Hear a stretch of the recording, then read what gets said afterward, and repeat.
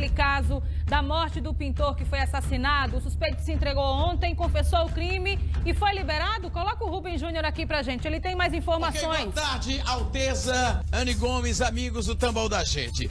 É verdade, neste momento a doutora Maria das Dores está ocupada em oitiva, ouvindo testemunho de um outro caso. O fato é que o principal acusado de ter matado o pintor e esfaqueado o filho da vítima fatal deste caso se apresentou.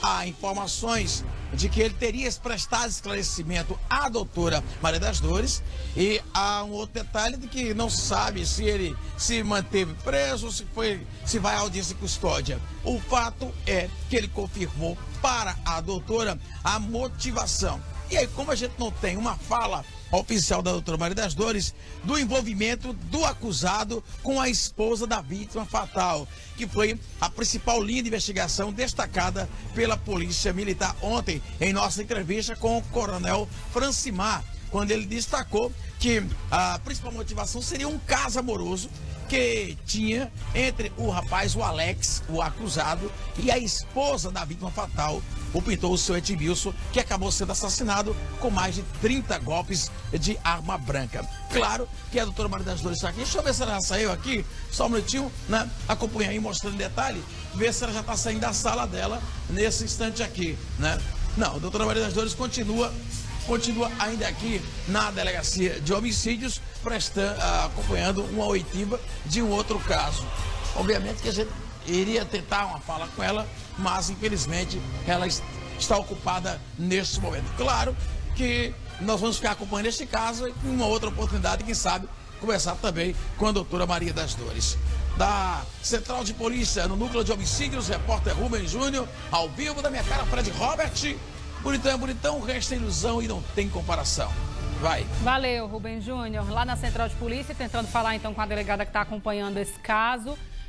Para você que perdeu então essa história, vou só rapidamente relembrar. Esse crime foi anteontem, na verdade, né? E o pintor, que era o seu Edmilson, era Edmundo, o nome dele, ele estava junto com o filho, fazendo então uma reforma de uma casa. O Denilson é o filho, né? Então é seu Edmilson mesmo, que é a vítima fatal. E aí o seu Edmilson estava com o filho, que é o Denilson, lá pintando lá uma casa, fazendo uma reforma, quando foram abordados então por um suspeito, que a gente já tem a identificação dele, que é no caso o Alex, que chegou lá e esfaqueou os dois. E aí seu Edmilson acabou falecendo ainda no local e o filho dele ainda continua internado no hospital de trauma. Então ontem nós inclusive mostramos aqui ao vivo, tá aqui as fotos, né, das vítimas, então, que é o seu Edmilson que faleceu e aí o filho dele, no caso, que permanece internado. E aí é o seguinte, ontem nós mostramos inclusive ao vivo um momento em que o corpo do seu Edmilson era retirado lá, tivemos aquela situação, né, de bastante nervosa, com os parentes e tudo mais. Divulgamos aqui a foto do suspeito, né, que estava sendo, inclusive, divulgada pela própria polícia.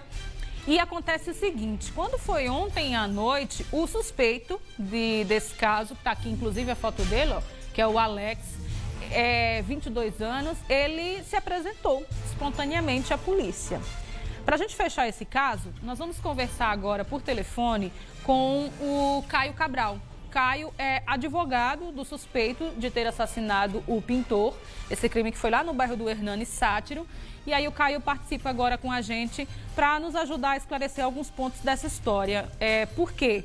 A gente teve a notícia de que o Alex se apresentou, prestou depoimento e foi liberado. Confessou o crime e foi liberado. E agora o Caio chega para nós, acho que não só também como advogado de defesa, né, do suspeito, mas também como próprio advogado para nos trazer, então, esclarecimentos sobre o que diz a lei nesse caso, né? Então, Caio, boa tarde, muito obrigada por atender o nosso convite. E eu gostaria justamente que você explicasse um pouco para nós essa questão. Por que o Alex se apresentou, com quanto tempo, na verdade, né, o Alex se apresentou espontaneamente à polícia e por que ele confessa um crime, mas ao mesmo tempo não fica preso e é liberado? Boa tarde, Caio. Boa tarde, Ana. Boa tarde a todos. Ontem o Alex me procurou e me relatou no fato no escritório e de prontidão a gente foi até a central de polícia para apresentar ele espontaneamente. Lá ele deu todos os detalhes e colaborou com as investigações e posteriormente foi solto, pois não existe nenhum mandado de prisão né, expedido judicialmente contra ele, e não tinha mais a característica da flagrância. E nesse caso, ele hoje responde em liberdade e está à disposição da justiça. Então, no caso, é o fato dele ter ido espontaneamente. Se ontem, por acaso, a polícia tivesse prendido o Alex, aí sim a história seria diferente, né?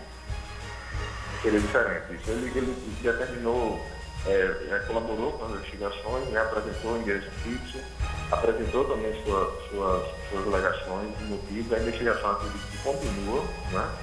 E aí ele, a todo momento, se coloca à disposição para qualquer ato, tanto na delegacia como no judicial. Mas aí o Alex, ele aí assume, então, colabora com a polícia e ele não tem nenhum impedimento, ele pode trabalhar, pode seguir com a vida normal ou não? Ele tem algumas restrições diante do fato de ter assumido, que cometeu um crime como esse? Isso, ele na delegacia ele confessa, né, ele confessa os fatos, né, mas coloca a sua versão dentro da situação e não possui nenhuma restrição, certo? Apenas compareceu os atos e assim foi intimado. E agora, o delegado do caso é quem vai determinar os próximos passos dessa história, né, Caio? Isso, muito provavelmente ela vai fazer a conclusão, devolver mais algumas pessoas, vai fazer a conclusão e remeter isso para a justiça. Né? Aí, com a justiça, é que vai fazer a defesa dele e aguardar qualquer decisão de fazer a defesa, de acompanhar qualquer tipo de coisa diferente. Tá certo, então. Caio Cabral, o advogado aí de defesa do Alex, colaborando com a gente. Caio, muito obrigada, então. E o espaço fica aberto, né, para qualquer momento você voltar aqui dentro da nossa programação, trazendo mais esclarecimentos sobre esse caso que chocou todo mundo, né, gente? É fato que fica uma sensação de impunidade, né? Claro que a gente está fazendo, a Polícia Civil, a Justiça está fazendo o que a lei diz, né? Mas fica um quê aqui atrás da orelha, né, de impunidade. Como é que eu vou lá, assumo que matei e vou para casa, dormir tranquilo na minha cama? Complicado, né? E confirmado, inclusive, a história de que a motivação seria mesmo uma paixão pela esposa do seu Edmilson e tudo mais. Então, vamos ter outros capítulos dessa história e a gente vai seguir acompanhando, tá bom? Vem pra cá, pra tela aqui, que eu vou mostrar agora a história de um casal.